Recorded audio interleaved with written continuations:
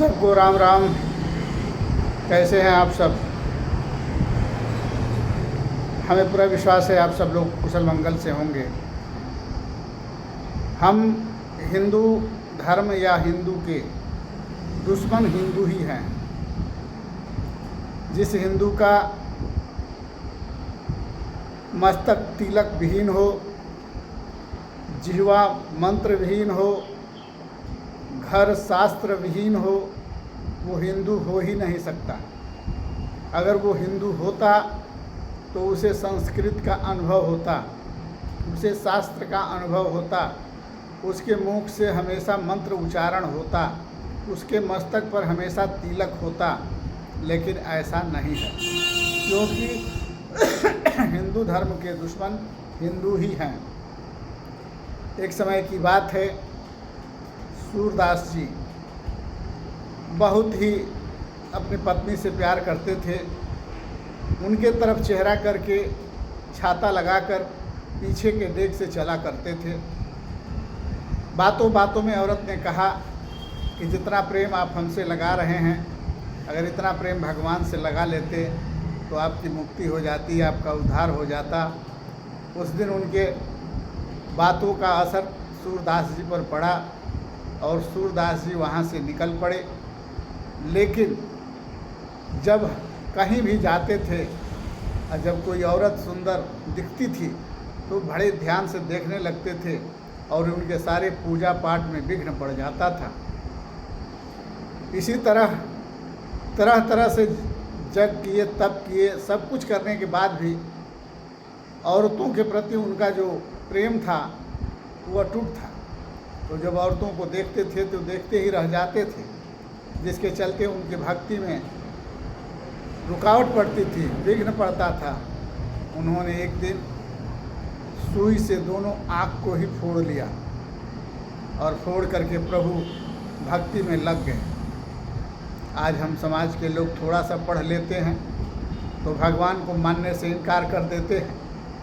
एक वो समय था कि जो बिना पढ़े लिखे होते हुए भी लोग प्रभु को भजकर इतने ज्ञानी और इतने विद्वान हुए कि अच्छी अच्छी किताबें लिख गए, अच्छे अच्छे भजन और कीर्तन लिख गए।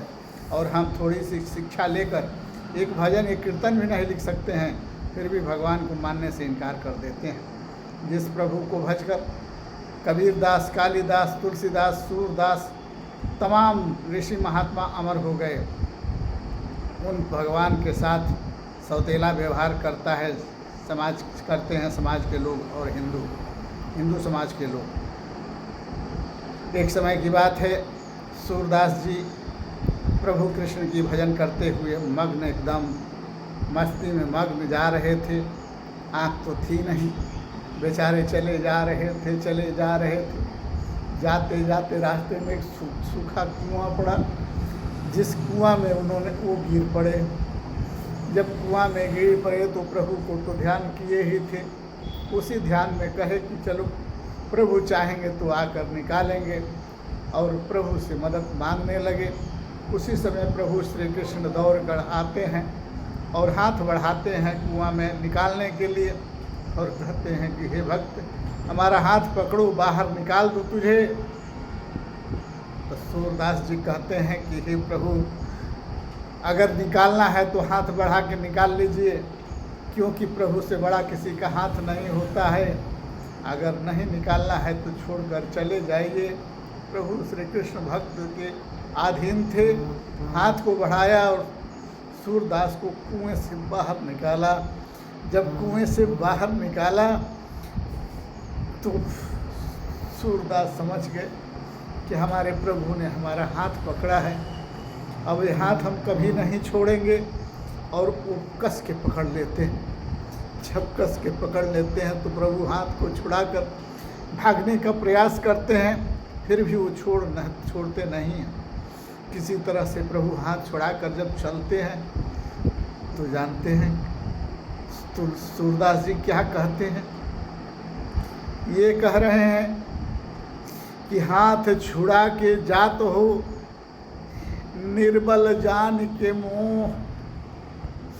हाथ छुड़ा के जात हो, निर्बल जान के मोह। अरे दिल से निकल कर जाओ तो सब बल जानो तोए। हमारे कहने का तात्पर्य यह है, जिसके दिल में भगवान बसते हैं उसके लिए कोई भी चीज़ असंभव नहीं है, उसके लिए कोई भी चीज़ अपर्याप्त नहीं है, उसकी कोई भी मनोकामना अपूर्ण नहीं है। इसलिए हम कहना चाहेंगे कि जिस प्रकार कबीरदास, तुलसीदास, सूरदास, रहीमदास, महाकवि कालिदास प्रभु का भजन करते हुए अमर होकर चले गए और अपनी निशानियां छोड़कर चले गए, उसी प्रभु से दूर न होते हुए, उस प्रभु को अपने दिल में, अंदर आत्मा में बसाते हुए, मीट मछली का प्रत्याग करते हुए, गंदे भोजन से दूर होते हुए, सदाचार का पालन करते हुए, अपने धर्म का पालन करते हुए, प्रभु को याद करते हुए अपने जीवन को सफल बना दीजिए। इसी में हम सबकी भलाई है। कोशिश ये रखिए कि आपके हाथों से एक चींटी तक की मौत न हो, एक मच्छर, एक माछी तक की मौत न हो, अन्य जीव जंतुओं की तो बात ही छोड़ दीजिए। इससे ज़्यादा हम कुछ नहीं कहना चाहेंगे। एक भजन है जिसको अगर आप बार बार भजते हैं तो दुनिया में बड़ी से बड़ी परेशानी और संकट का सामना आप कर सकते हैं और आपका कुछ नहीं होगा। भजन का नाम है कि राम राम कहूँ बारंबारा, चक्र सुदर्शन है रखवारा।